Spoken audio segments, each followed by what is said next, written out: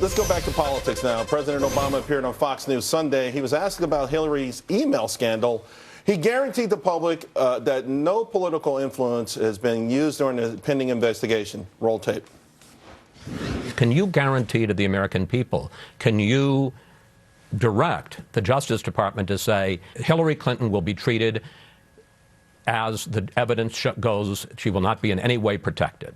I can guarantee that. I guarantee that there is no political influence in any investigation conducted by the Justice Department or the FBI, not just in this case, but in any case. President Obama also saying that there's a difference between emails labeled classified. Roll that tape. There's classified and then there's classified. There's stuff that is really top secret, and there's stuff that is being presented to the President or the Secretary of State that you might not want on the transom or going out over the wire, but is basically stuff that you could get.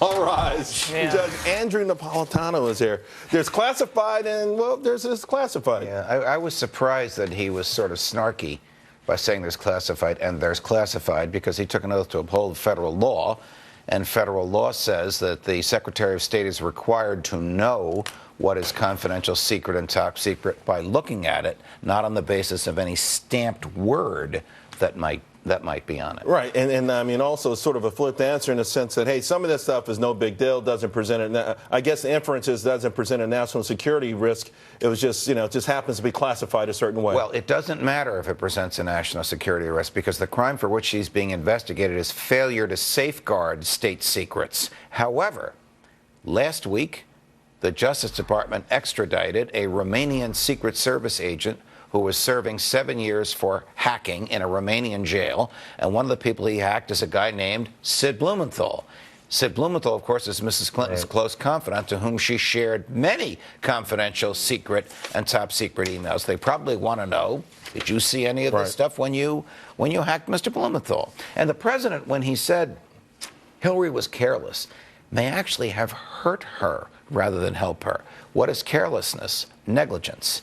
How can you prove espionage? By intent or by negligence? It is the rare federal crime for which negligence can be a basis. So you can be prosecuted for the negligent failure to safeguard state secrets. Yeah, so she's saying she would never intentionally, and that's a head tip to James Comey and Loretta Lynch. Isn't this sort of giving them cover to not prosecute her, and opens them, makes them vulnerable to attacks if they do not move ahead in that investigation? I don't think so, because as I just said, you don't have to show intent. However, there are 2 emails in which she says to her subordinates, remove the top secret marking, cut and paste, and send it to me on your own fax machine so that I can read it. That shows an intent to disobey. Either way, I think President Obama is more on the, not only legal side, but for the general election or something like that, trying to provide some cover for her.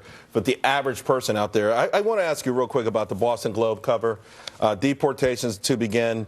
It's a pretty hard parody, satire, if you will, of Donald Trump. But can he do anything about this? He would like to. This is the exact type of satire that he hates, and he would like to make the basis for liability, for a lawsuit, for damages. This is absolutely protected. Satire is as old and as deep as the country itself. This is nothing compared to what they said. One of the articles Thomas in this Jefferson case, or Abraham Lincoln. One of the articles says new libel law targets absolute scum in the press. We'll leave it there, guys. Hey, check out.